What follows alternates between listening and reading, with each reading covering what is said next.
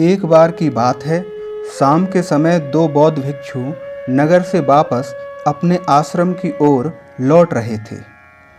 उस दिन काफ़ी देर बारिश होने की वजह से उन्हें आश्रम लौटते लौटते शाम हो चली थी।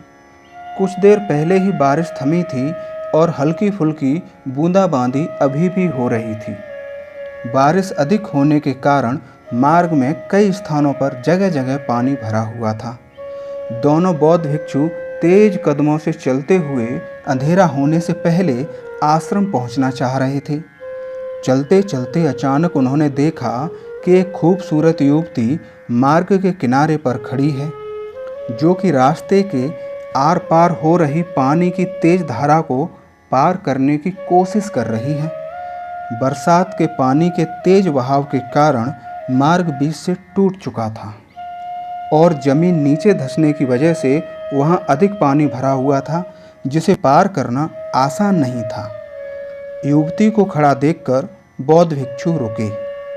उन्होंने कुछ पल इंतजार किया कि वह युवती उनसे मदद के लिए कहे, लेकिन जब वह चुपचाप खड़ी रही तो उन्होंने स्वयं ही जाकर युवती की मदद के लिए पूछना उचित समझा, क्योंकि धीरे धीरे अंधेरा बढ़ रहा था और एक अकेली युवती का इस तरह जंगली रास्ते में फंसे रहना उचित न था। उन दोनों में से बड़ा बौद्ध भिक्षु उस युवती के पास गया।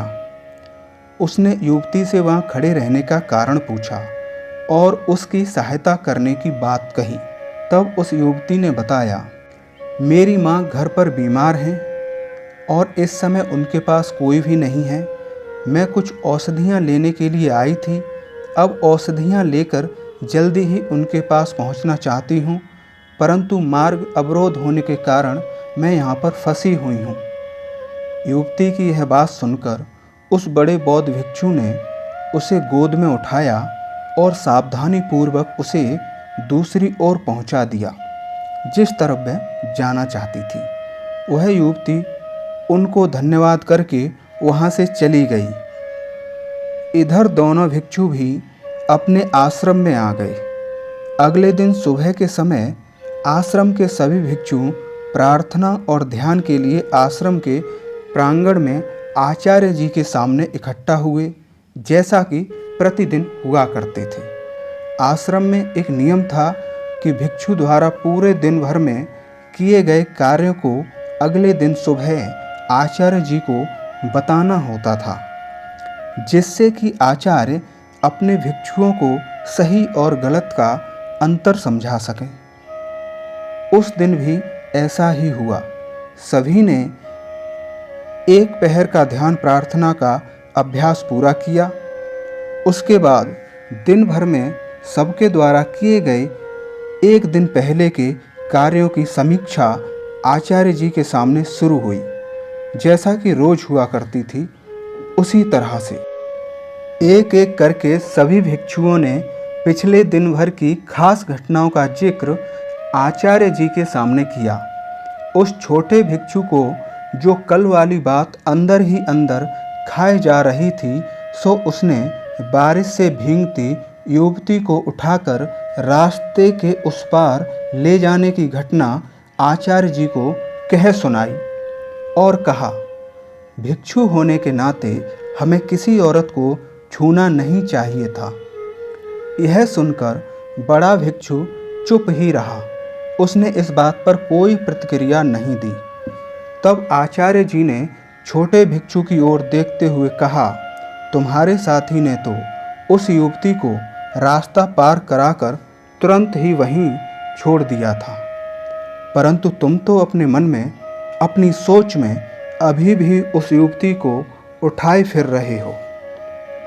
आचार्य जी आगे बोले, ध्यान रखो, जब हम निस्वार्थ भाव और ईमानदारी से किसी की सहायता करते हैं और अपने मनुष्य होने का कर्तव्य निभाते हुए कुछ व्यावहारिक नियमों का उल्लंघन हो जाए तो उसमें कोई दोष नहीं है।